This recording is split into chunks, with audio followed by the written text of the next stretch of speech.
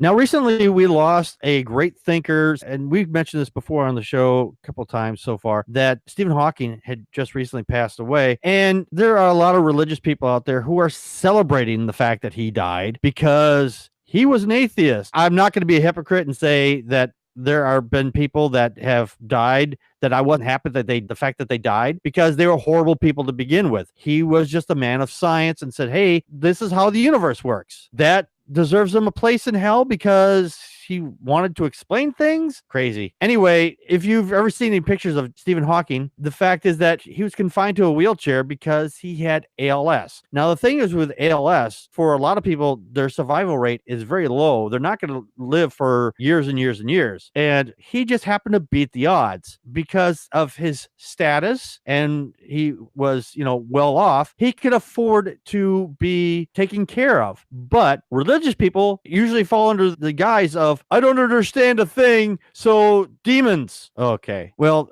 one of these idiots, Mike Shoesmith, the executor of PNN, which is basically probably a pathetic netter news network, claimed that the famous physicist Stephen Hawking was able to live for decades with ALS because he was being kept alive by demons. I shit you not. He thinks that Hawking was kept alive for that long because demons.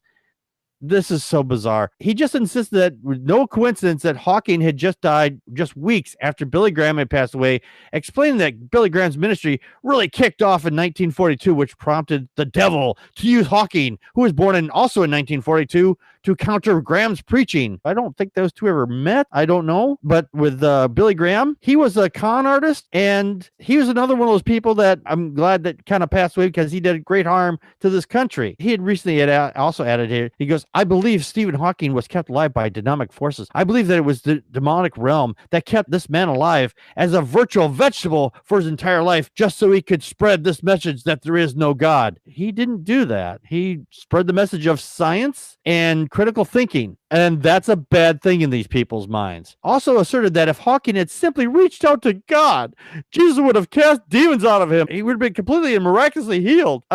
Really? So to get rid of ALS, you have to believe in God, and you have people say a magic words over you, so therefore that makes things happen. Okay, whatever. Atheist Ranger, your thoughts? Well, I'm not surprised by this. I mean, this is what they always do when a famous non-believer dies. And to your point, is really 100% correct. Logic, reasoning, and critical thinking is the ultimate threat to religion. That's why they, when you see in these theocracies, they like to control what scientific knowledge that the people get. As far as a lot of these people claiming, like, I don't know if you've ever heard of the Bible thumping wingnut show on YouTube, but they recently made a video claiming that Stephen Hawking is no longer an atheist because now that he's dead. They're making the assumption that, he's in the afterlife now, meaning God, yada, yada, yada. The only thing I'm going to say to those people is that, honestly, Stephen Hawking came closer to discovering the truths of this universe than your holy book or your so-called objective truths ever did. Okay, this man was an amazing man, and not just because he was a non-believer. Okay, this man gave